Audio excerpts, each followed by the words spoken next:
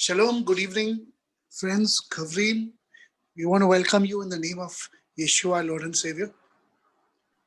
और shalom good evening और हम सभी का स्वागत करते हैं यीशु मसीह के नाम में।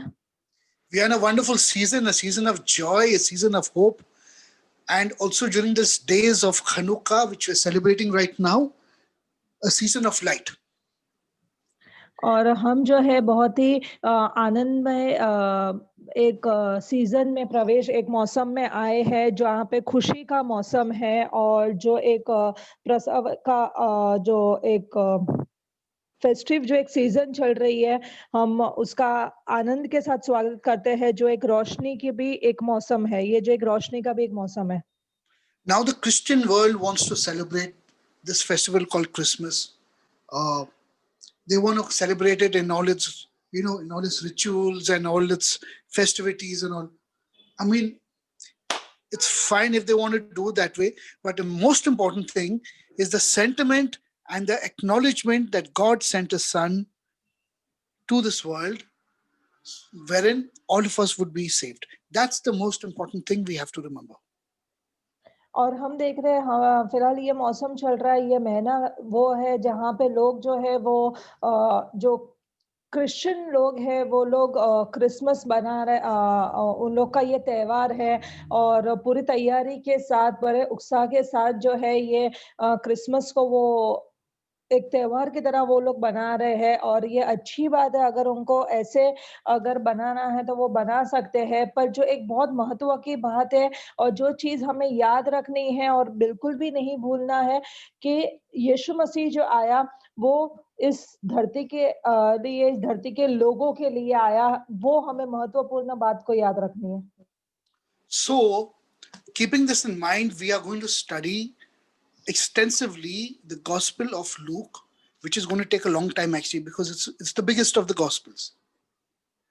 और हम जो है वो लूका के सुसमाचार में से पढ़ेंगे और बहुत सारी बातें हैं इसमें और ये जो है एक लंबी पढ़ाई होने वाली है क्योंकि ये लूका का सुसमाचार जो है वो बहुत ही गहराई और बहुत सी उंडी बातें इसमें हैं। So I urge you all, take a pen and paper and keep it with you and keep writing down things and revelations that you are going to receive during these many sessions.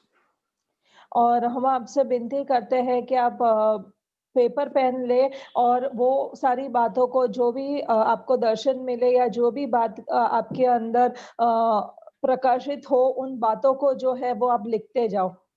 Now many people say Luke was a physician, Luke was a doctor, and probably so. He may have been or he probably was a doctor. और काफी लोग कहते हैं और शायद है भी कि लूका जो है वो एक डॉक्टर था एक पेशे से वो एक डॉक्टर था। But his name sounds very Greek in its origin, does not sound Hebrew. लूका का जो नाम है वो उसके नाम की जो उसका नाम जिससे जुड़ा है वो ग्रीक से जुड़ा हुआ है उसका नाम जो है वो हिब्रानी से नहीं जुड़ा हिब्रू से नहीं जुड़ा हुआ। But truly, if you really want to know what's the meaning of his name, in Greek it means effervescent light, lukos, right? Which translates in Hebrew as Uri. So actually, he would have been a Jewish person who had a name of Uri, but referred to as Luke in the Gospels. और जैसे कहा गया कि लूका का जो वो नाम का जो एक जहाँ से उसका नाम उपजा है वो ग्रीक से उपजा है पर उसका नाम जो है वो हिब्रानी से जुड़ा हुआ नहीं है पर वो मतलब उसका जो अस्तित्व है कहीं ना कहीं वो यहूदियों में से वो आता है। Because the name Luke means Uri in Hebrew, and Uri is a Jewish name, which means light. और लूका का जो मतलब हिब्रानी में होता है वो उरी होता है और उरी जो है वो यहूदी नामों में से आता है जिसका मतलब रोशनी होता है। Okay, so during the New Testament times when Jesus was walking this earth, many of the Jewish people had Greek names. और जब यीशु मसीह इस धरती पे थे और जब यीशु मसीह इस धरती पे रह रहे थे और उस समय जो है काफी ऐसे लोग थे जिनका नाम जो है वो ग्रीक भाषा से जुड़ा हुआ था, Because the Greek culture had very much infiltrated and had tremendous impact on the Jewish society. क्योंकि जो ग्रीक जो भाषा थी ग्रीक की जो लोग थे वो उनकी जो छवि है, उनकी जो परछाई है वो बहुत ही ज्यादा गहरी जो है वो यहूदी लोगों के ऊपर थी, Because they were Jewish people wanting to look like Greeks, wanted to follow Greek philosophy and Greek culture, and they put away their Torah and they didn't want to feel Jewish in any way. So the entire society in Israel was a mixture of Greek and Hebrew. क्योंकि जो यहूदी लोग थे वो बहुत ज्यादा प्रभावित थे ग्रीक भाषा से और ग्रीक के लोग जैसी चाल चलन रखते थे, जैसे रहते थे, वो उन चीजों को ज्यादा अपनाते थे, ना कि वो यहूदी चीजों को इतना अपनाते थे, बल्कि उनकी जो उनका जो चाल चलन था वो उन लोग ग्रीक के जैसा रख रहे थे। इसलिए इज़राइल में हम देखते हैं कि बहुत ज़्यादा जो है वो मिक्स लोग हैं और ग्रीक और यहूदी बहुत ज़्यादा वहाँ पे पाए जाते हैं। So in other words, I'm simply trying to say that Luke would have been a Jewish person that had and was called by a Greek name, although his name may have been Uri, and he has given us a gospel of Yeshua in a different context altogether. और हम आपको छोटे में ये बताना चाहते हैं कि लूका जो था वो यहूदी था जिसका जो नाम जो है वो ग्रीक भाषा से जुड़ा हुआ था, यूरी जिसको कहते हैं रोशनी। तो लूका जो है वो यीशु मसीह का एक सुसमाचार जो उसने बताया है और ये बात जो है उसने एक बहुत ही अच्छी रीति से, बहुत ही गहराई से वो यीशु के सुसमाचार को लेकर आया है। And it seems like Luke was a very good researcher and a very good writer, because out of all the gospels, he's been the best writer of how to put forward ideas and concepts and events in his gospel. और लूका जो था वो एक बहुत ही अच्छा एक खोजी था। वो बहुत गहराई से जो है उसने बातों को खोजा है, क्योंकि अगर हम देखते थे लूका ने ही एक बहुत अच्छी रीति से, एक बहुत ही सही नियमों से और बहुत ही गहरी तरीके से जो है वो लूका का सुसमाचार जो है उसने समझाया है या बताया है। So therefore, he starts with the history of King Herod, and he gives us the full history of how the entire story of Jesus has started. और इसीलिए हम देखते हैं कि लूका ने जो है वो कहानी हेरोद राजा से चालू की है और लूका ने जो है वो बहुत ही अच्छे से समझाया है इतिहास को कि सारी बातों की जो शुरुआत है वो कहाँ से हुई है। Now, we'll start in verse 5, because verse 5 is where the story actually starts. It says, in the days of King Herod, the king of Yehuda, a certain priest by the name of Zachariah, in the course of Abia, and his wife was the daughter of Aaron, and her name was Elisheba. और हम जो है वो लूका का पहला अध्याय 5वें वचन से चालू करेंगे, क्योंकि वहीं से जो है वो कहानी की शुरुआत होती है। वचन कहता है, यहूदियों के राजा हेरोदेस के समय अबिया के दल में जकराया नाम का एक याजक था और उसकी पत्नी हारून के वंश की थी, जिसका नाम इलीशिबा था। Now there's a lot of history in this one verse, so it's going to take some time to explain to you who are all these people and what is the course of Abiah. And it's very important to know the lineage of Elisheva also. और ये एक वचन के अंदर बहुत सारा जो है वो इतिहास छुपा हुआ है, और ये सारे लोगों को की बातें जो है वो हम समझेंगे, क्योंकि ये जो अबिया के बारे में और इलिशिबा के बारे में भी हम जानेंगे, और इसके लिए ये जो है वो थोड़ा सा ज्यादा बड़ा जो है वो वचन होगा. Okay, and something we need to study about King Herod. Now, who was King Herod? और हमें जो है कुछ बातों को देखना जरूरी है या सीखना जरूरी है राजा हेरोद के बारे में, कि राजा हेरोद जो था वो कौन था. Because he was king in Judea, and being king in Judea, his brother Philip was tetrarch or ruler of the Galilee. और हेरोद जो राजा था वो यहूदिया का राजा था, और उसका जो भाई था फिलिप, जो उसका भाई था वो sorry, could you please repeat it.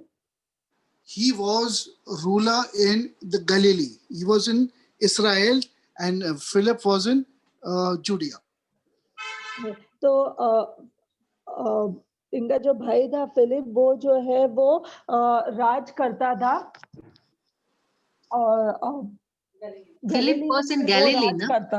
या Galilee was in Israel. वो इजराइल पे गलीली में वो राज करता था. So the kingdom was basically divided into the 10 tribes in Israel above with the Galilee, and the 2 tribes of Benjamin in Yehuda in Jerusalem and in Judea. और इसलिए हम देखते हैं कि 12 गोत्र जो है ये राज्य है वो 2 हिस्सों में बटे हुए हैं, जो 12 गोत्र जो कहलाते हैं. Okay, so Herod, now let me give you a little history of who King Herod is. He was not born a Jew. और हम अगर राजा हेरोद की अगर कहानी देखते कि वो जो है वो यहूदियों में पैदा नहीं हुआ. King Herod came from the line of Edom, Seir, one of the sons of Esau, who is the brother of Yaakov. और हम हेरोद का अगर वंशावली देखें तो वो ईसाऊ के अगर हम देखें तो वो उस वंशावली में से आता है कि वो एक बेटा ईसाऊ के गोत्र में से था. And being from the sons of Esau and an Edomite, he was not born Jewish, but he was wed by marriage into the lineage of the Jews. Therefore, he managed to become ruler and king in Israel and in Judea. और हम जैसे देखते हैं कि हेरोद राजा जो था वो ईसाऊ के वंशावली में से, उसके पुत्रों में से आता था, और वो जो है वो उसकी शादी जो है वो दूसरी जाति में हुई, और उसके वजह से जो है वो यहूदियों में आया. So his history starts with Hanukkah. The history starts with this festival that we are in right now. और और हेरोद राजा की जो इतिहास जो चालू होता है वो इस फेस्टिव से होता है, जो फेस्टिव में अभी हम जो शामिल हुए हैं, उस फेस्टिव से उसका जो है वो इतिहास चालू होता है. Because when Yehuda HaMaccabi drove the Greeks out of Judea and Jerusalem and rededicated a temple at Hanukkah, he was proclaimed as ruler of all Israel and Judea.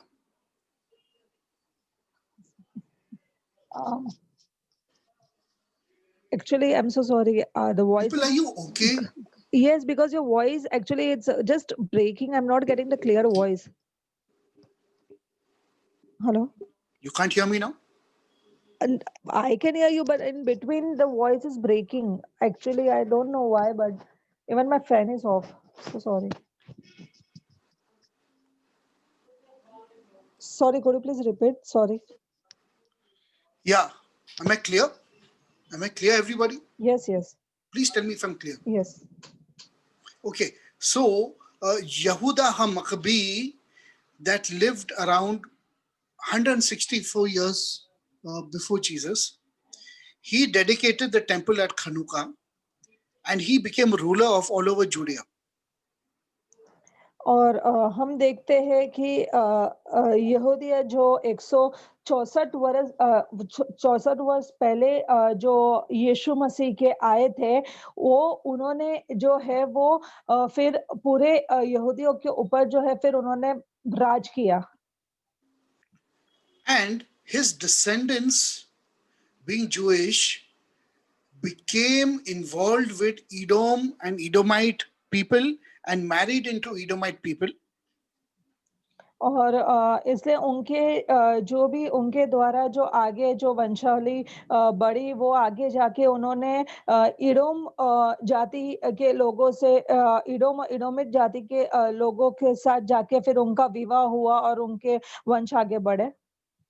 His grandson, by the name of John Hyrcanus, took an army from Judea and went into Edom, and he fought against Edom.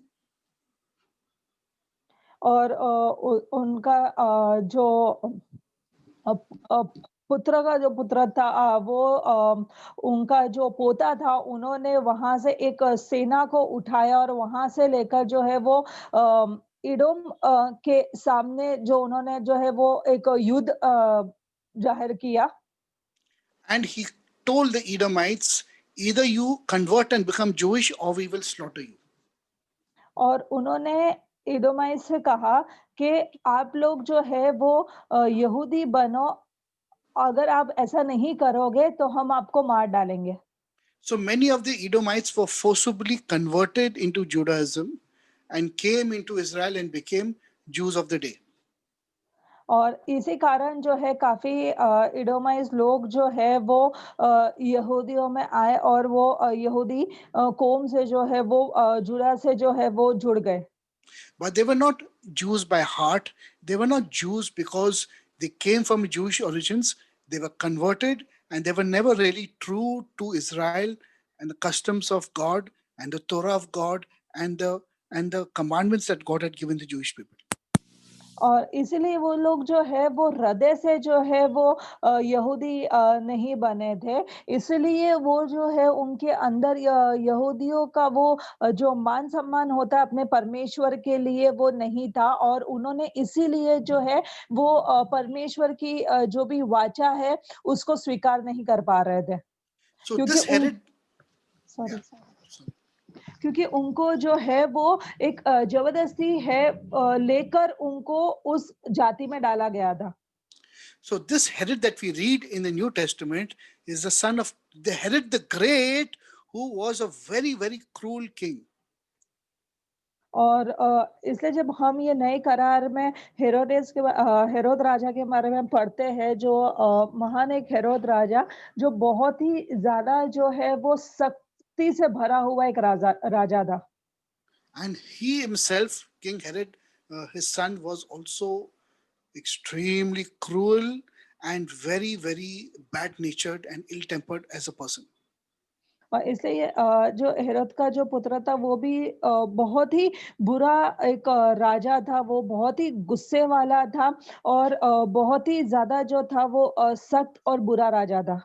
So this Herod, not being from Jewish line, had tremendous control over Jewish life, over the temple, over everything in Jerusalem. और ये हेरोद जो Jewish लोगों के कौम में से नहीं था, पर इसका जो है वो पूरी तरह से जो है वो एक काबू था उन लोगों के ऊपर, उस मंदिर के ऊपर, इज़राइल के ऊपर पूरी तरह से इसका काबू था. Because when the Greeks were thrown out of the land of Israel, that's the time King Herod took opportunity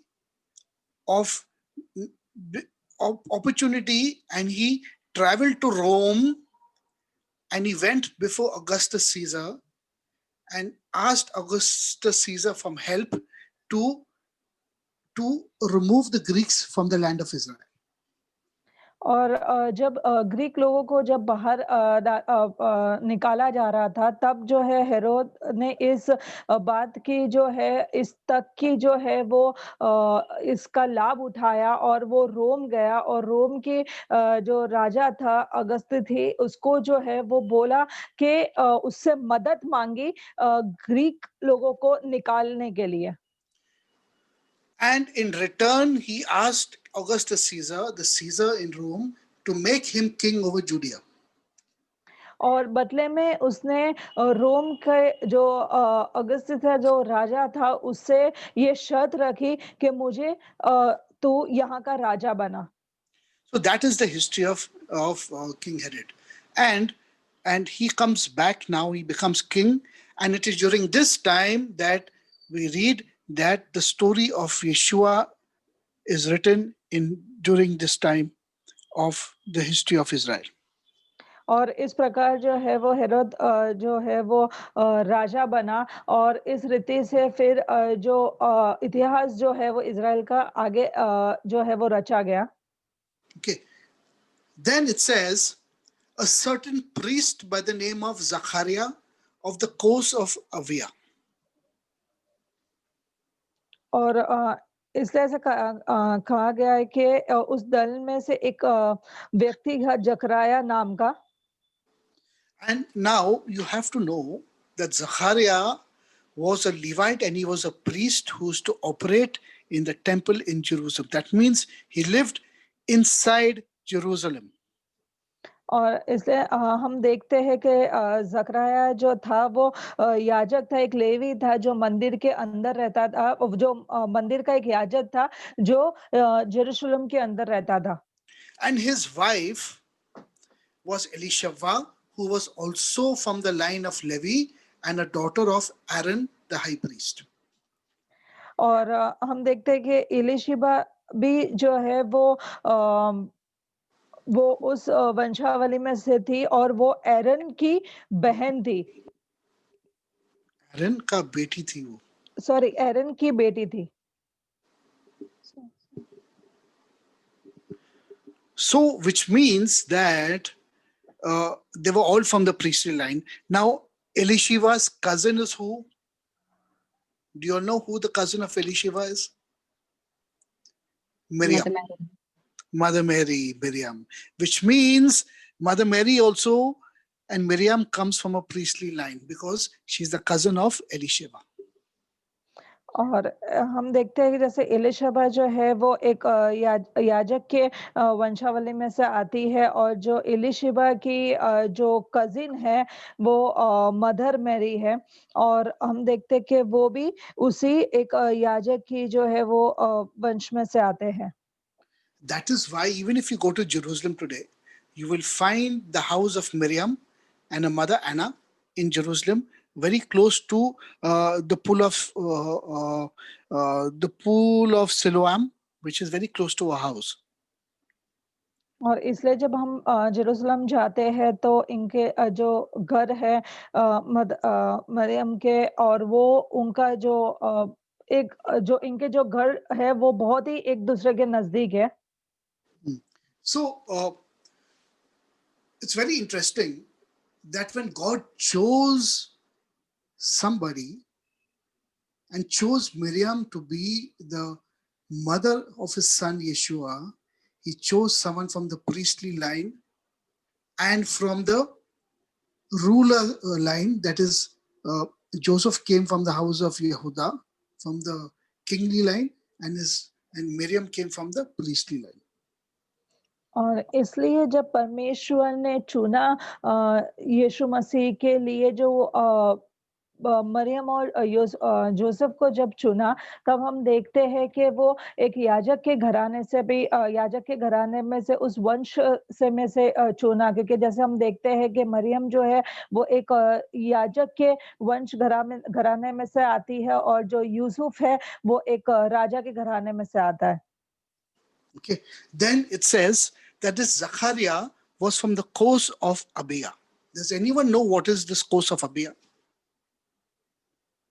और हम देखते हैं कि ज़करयाह जो है वो अबिय्याह के दल में से आता है। क्या कोई जानता है ये अबिय्याह क्या दल कौन-सा है? This course of Abia is mentioned in the first book of Chronicles, chapter 24. If you all have your Bible, you can turn with me. और हम ये जो है वो पहले इतिहास के 24वें वचन में देखते हैं। And we read how the Levites were divided in a certain manner, in a systematic manner, of how they needed to function and operate in the temple. और हम देखते हैं कि कैसे जो लेवी लोग जो है वो कैसे उस मंदिर के अंदर कैसे एक किस तरीके से जो है वो कार्य करते थे। Okay, so read uh, verse 3 and verse 4. Can you read verse 3 and verse 4? 1 Chronicles chapter 24, verses 3 and verses 4. और हम वचन में देखते हैं, और दाऊद ने अलीहाजर के वंश के सादों को और इतामार के वंश के अहंमेलेक की सहायता से उनको अपनी अपनी सेवा के अनुसार दल दल करके बांट दिया। और अलीहाजर के वंश के मुख्य पुरुष इतामार के वंश के मुख्य पुरुषों से अधिक थे, और वो यूं बांट गए, अर्थात अलीआजर के वंश के पितरों के घराने से 16 और इतामार के वंश के पितरों के घरानों के 8 मुख्य पुरुष थे। तब वे चिट्ठी डालकर बराबर बराबर बांटे गए, क्योंकि अलीआजर और इतामार दोनों के वंशों में पवित्र स्थान के हाकिम और परमेश्वर के हाकिम नियुक्त हुए थे। So 16 and 8, 24 divisions were placed in the house of God, and these 24 divisions had to work equally one full year, role by role, turn by turn, to do service in the temple. और यहाँ पे हम देखते हैं 16 और 8 ऐसे 24 जो है वो अलग अलग दल जो है वो बनाए गए थे, और उनको जो है वो बारी बारी जो है वो उनको साल भर जो है वो एक अपना अपना कार्य उस मंदिर के लिए करना होता था। Okay, so 24 clans now, 24 offices. Each office, each of these 24 used to serve in the temple 2 times in a year, which is equal to 48 weeks. और ये जो 24 दल थे, जो 24 दलों के जो लोग थे, उनको जो है वो उनकी बारी 2-2 बार आती थी, और उनको जो है वो 2-2 बार साल में सेवा करनी पड़ती थी। तो वो अगर सब मिलकर हम देखते तो 48 हफ्ते होते थे।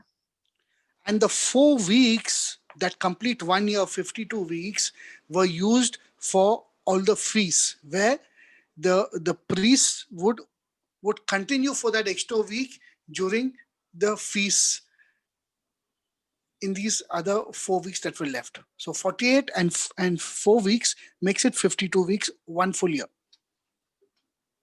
तो यहाँ पे अगर हम देखते हैं कि 48 हफ्तों से और जो 4 हफ्ते जो छूट जाते थे, उनके ये जो सारे जो फीस्ट होते थे वो जो है वो मिलकर उन लोग साल भर में जो है वो इस रीति से पूरे करते थे। So basically, every tribe, every person whose lot fell once, then his lot would fall 24. Second, 25. Third, 26. And this way, twice a year, for 1 week, that person and his entire family would serve in the temple for 1 week each. तो ऐसे हम देखते हैं कि जो पहला दल है, जैसे वो उनको जो है वो हर एक समय के बाद जो है वो 2 बार जो है वैसी सेवा उनको करनी पड़ती थी, जैसे 24, 25 26 वैसे मिलके इन दलों की जो है वो ऐसी बारी आती थी जहाँ पे उनको जो है वो 2-2 बार उनकी सेवाएँ आती थी। Now, in verse 7 and 8 and 9 and 10, it gives you the names of all these 24 people whose families and clans would serve in the temple. Read verse 7 and verse 7 to 11, 7 to 10, in fact. और वचन कहता है, पहली चिट्ठी तो यहोयारिब के और दूसरी यदाहा, तीसरी हारिम के, चौथी सोरिम के, पांचवी मलकिय्याह के, छठी मिर्यामिन के, सातवीं हक्कोस के, आठवीं अबिय्याह के। What did we read in the New Testament? That Zachariah was working in the temple during the time when the role of Abia was supposed to serve in the temple, and that was the 8th course. और यहाँ पे हम देखते हैं कि ज़करया वो दल में से आता था जब एक समय वो अबिय्याह की जब बारी आती थी, इस समय के दौरान जब उनकी बारी आती थी वो अबिय्याह के दल में से उस समय ज़करया जो है वो इसमें कार्य करता था। So if you're saying his was the 8th course, which means 8 weeks is equal to 2 months. और यहाँ पे अगर हम देखते हैं कि ये 8वां जो सप्ताह होता था उसका मतलब 2 महीने के लिए होता था। Okay, and the year started in April or during the month of Aviv during Pesach time. So if you're counting 2 months from April, which is the week or the month that Avia was in the temple? और अगर हम देखते हैं कि ये जो अगर हम महीनों की बात करते हैं तो ये अप्रैल महीनों से ये महीना शुरुआत होती है जब अबिय्याह जो है वो अप्रैल महीना जो है वो मंदिर में रहता है No, रहता था। from April, starting from April, which is the month, the 8th course would have been 2 months from April, which is June. Okay, तो अप्रैल की शुरुआत से जो है अबिय्याह जो है अपने अबिय्याह दल की जो है वो मंदिर में उनकी बारी आती थी और 2 महीने तक अगर हम देखें तो वो जून तक होता था। Correct?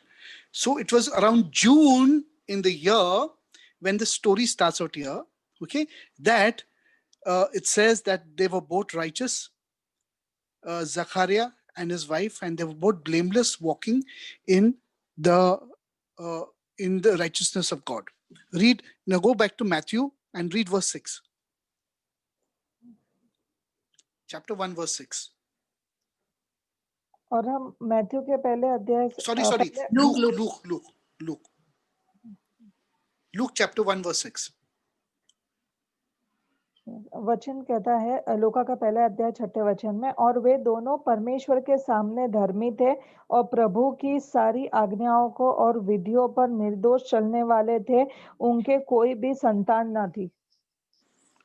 And they were blameless and they had no child, and Elizabeth was barren, and they were both now well stricken in. They were very old in years.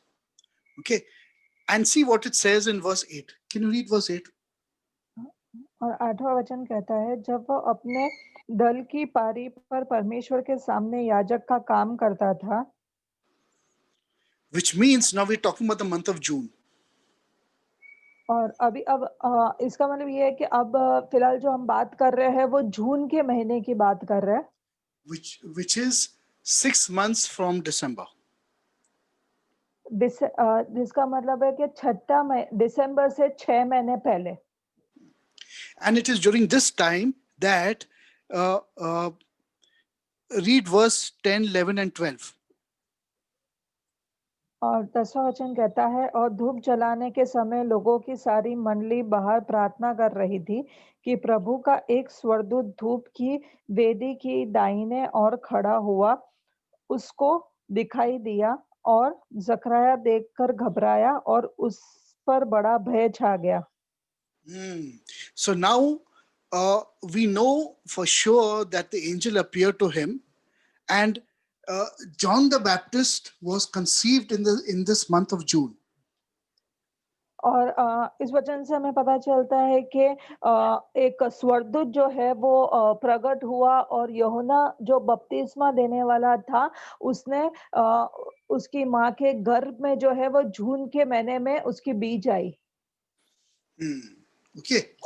So this is a very simple calculation. Now, if you go down, I will show you something very interesting. Okay. और अब जब हम और आगे देखते तो ये नीचे और देखते हैं तो बहुत ही ज्यादा एक अद्भुत बातें जो है वो हमें देखने मिलेगी. Now read verse 24, 25 and 26. और हम 24वां वचन पढ़ते हैं. वचन कहता है, इन दिनों के बाद उसकी पत्नी इलिशिबा गर्भवती हुई और 5 महीने तक अपने आप को यह कहकर छिपा रखा कि मनुष्य में मेरा अपमान दूर करने के लिए प्रभु ने इन दिनों में कृपा दृष्टि करके मेरे लिए ऐसा किया. 6वें महीने में परमेश्वर की ओर से जिब्राइल स्वर्गदूत गलील के नासरत नगर में एक कुंवारी के पास भेजा गया 27. जिसकी मंगनी यूसुफ नाम दाऊद के घराने के एक पुरुष से हुई थी. उस कुंवारी का नाम मरियम था. That means now Gabriel appeared to Miriam in which month? और 6th month. 6th month from Elizabeth, which is December, end of December. और हम देखते हैं कि जो जिब्रील जो स्वर्गदूत था वो 6वें महीने में जिसका दिसंबर के अंत में वो जो है वो सामने आया जो प्रकट हुआ. And he gave the good news to Miriam that she will conceive by the Holy Spirit and a child will be born to her and you will call his name Yeshua. और Gabriel ने जो है वो खुशखबरी दी मरियम को कि तेरे एक पवित्र आत्मा के द्वारा एक स्वर के द्वारा तू जो है वो गर्भवती बनेगी. Okay, so my question is that if Gabriel came in December to Miriam and Jesus was conceived in the womb by the Holy Spirit in around December, how many months and in which month would Jesus have been born? और यहाँ पे जैसे हम देखते हैं कि Gabriel जो है वो मरियम के आगे दिसंबर महीने में आया और यीशु मसीह जो है वो मरियम के अंदर बीज जो यीशु मसीह का पवित्र आत्मा के द्वारा दिसंबर महीने में आया. तो ये तो हमारा सवाल है कि यीशु मसीह कौन से महीने में जो है वो पैदा हुए होंगे. Can you calculate which month is it? September, October. September. 9 months from December, September, October. And which is the feast in September, October? Sukkot. Sukkot. See how simple the calculation is, my friends, in the Bible, isn't it? और तो अगर हम देखते हैं कि इस रीति से अगर हम देखें तो सितंबर या अक्टूबर महीने में जो है वो यीशु मसीह का जन्म हुआ जो एक जो है वो एक त्योहार बनाया जाता है सुकोत नाम का. तो ये जो है वो पूरी एक आसान जो है वो एक कैलकुलेशन है. So we have to go back to the Old Testament, New Testament, understand the role of the priests, understand how the priests were bifurcated to work in the temple. Then you'll come to a calculation as to when Jesus was actually conceived and when he was born in this world. How beautiful is that? और इसलिए हमें जो है वो नए करार और पुराने करार दोनों के बीच में जो है वो देखना पड़ रहा है. और हमने देखना पड़ रहा था कैसे जो है वो पुराने करार में याजक जो है वो उनके दल के अनुसार कैसे-कैसे वो कार्य करते थे और किस-किस समय पे उनके कार्य आते थे और कैसे समय पे जो है वो स्वर्गदूत उनके आगे आए और किस महीने में जो है वो गैब्रियल जो है वो मरियम के आगे प्रकट हुए. और उसी गणित के द्वारा हम देख सकते हैं कि यीशु मसीह जो है वो किस महीने में जो है उनका जन्म हुआ होगा. So during the festival of Sukkot, which is sometimes in September or early October, was the time and probably the days when Jesus would have been born. And that's the time when it's really cold in Israel. और इसलिए हम देखते हैं कि जो त्योहार है सकोत जो है वो सितंबर के अंत में आता है, ये अक्टूबर के शुरुआत में आता है और ये जो है इस समय जो है वो इज़राइल में बहुत ज़्यादा जो है वो एक ठंड का मौसम रहता है। It's the starting of winter, and towards the end of the year, towards December again, it becomes sometimes even snows. But November, but September, October is perfect weather for the shepherds to take their sheep out and to graze them and feed them in the middle of the night. और हम देखते हैं कि सितंबर और अक्टूबर में जो है वो एक ठंड की शुरुआत हो जाती है और दिसंबर तक जो है वो वहाँ पे बर्फ जो है वो गिरने लग जाती है। पर हम देखते हैं कि अक्टूबर नवंबर ऐसा महीना होता है कि वो एकदम एक सही महीना होता है अपने जो उन लोग जिस तरह से अपनी भेड़ों की देख-रेख करते हैं या उनको जैसे सराहते हैं, ये महीना सही महीना होता है। So, friends, we've understood the history of Herod. We've also seen who Zachariah is. He was a priest, he was a Levite. And also Elisheva, she was a daughter of a Levite, a priest. And Miriam, also being from the priestly line and being holy and being pure, tahor, she was chosen of God as a pure vessel to carry the Son of God.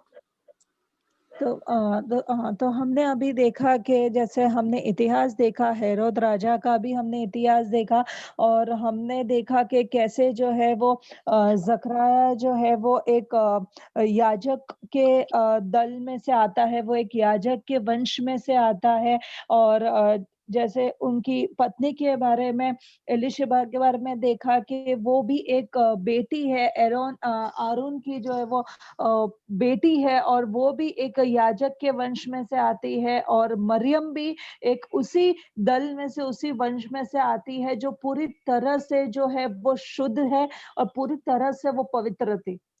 Now, in verse 1, I'm going to go back to verse 6 and carry on from there. It says, and they were both righteous before God, that is, Zachariah and Elisheva, walking in all the commandments and ordinances of the Lord blameless. So if I read this in the Hebrew, okay, you all will be able to understand. It says, Ushnahem hayu tzadikim lifne ha Elohim veholakhi tom bechol mitzvot Adonai ubechokotav. So if all these words are very important, lechu, they were walking in the mitzvah, in the commandments, and the kuchot, which is the statutes of all that God had given them, and they were tamim, they were tam, they were blameless before God. Fantastic, blameless before God.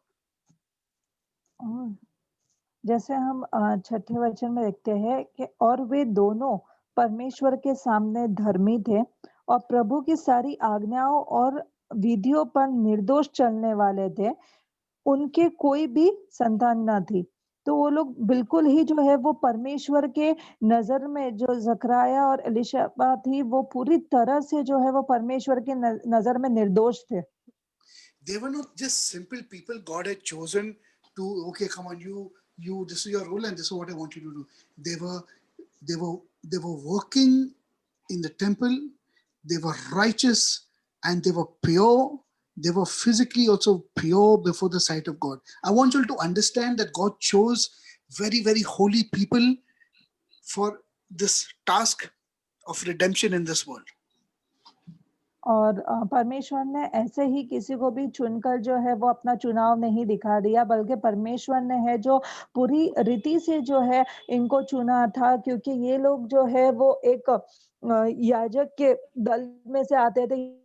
ये लोग जो है वो सेवा करते थे परमेश्वर के मंदिर के अंदर, ये सेवा करते थे और पूरी तरीके से ये पवित्र थे, अपने काम में पवित्र थे, अपने शरीर में भी ये पवित्र थे और परमेश्वर ने अपनी जो छुटकारे की जो योजना रखी है वो एक चुनाव के साथ रखी है।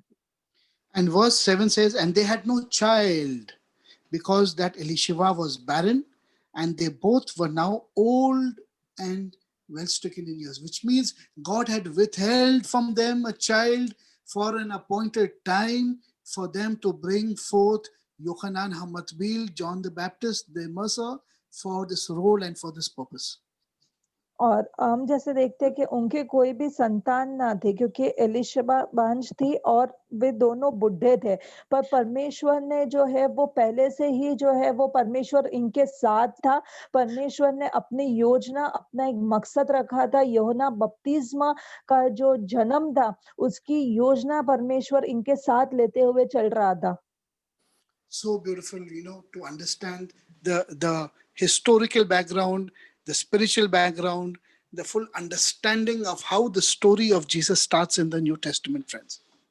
और कितनी ही अच्छी बात है इस बातों को समझना, इतिहास को समझना और आत्मिक बातों को समझना कि कितनी खूबसूरती से यीशु मसीह की जो पैदाइश हुई, जो जिस वंश में से जैसे परमेश्वर ने योजना रखी, ये सारी बातें कितनी अद्भुत और खूबसूरत है।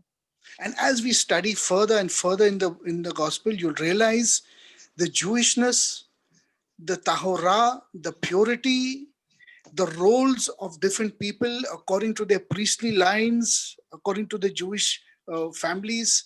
You will understand how deeply Jewish this entire story is. और जैसे हम आगे आगे और इन बातों को पढ़ते जाएंगे और यहूदियों के बारे में अगर हम देखते जाएंगे तो देखेंगे कि कैसे उनका जीवन था और किस प्रकार जो है उन्होंने इस वंश में से, अपने याजक जीवन में से कैसे उन लोग ने सारी बातों को रचा और कैसे उन बातों के ऊपर उनकी कैसा जीवन शैली थी। ये सारी बातों को हम आगे और यहूदी के जीवन में से देखेंगे और जानेंगे। Okay, so the next time we meet, the next Wednesday we meet at 9 o'clock, friends. We're going to study further into this story, and hopefully, I think it'll also be during Christmas time. So we will study also the Christmas message. So till next week, friends. God bless and shalom and good night. And I'm going to see you all next week. और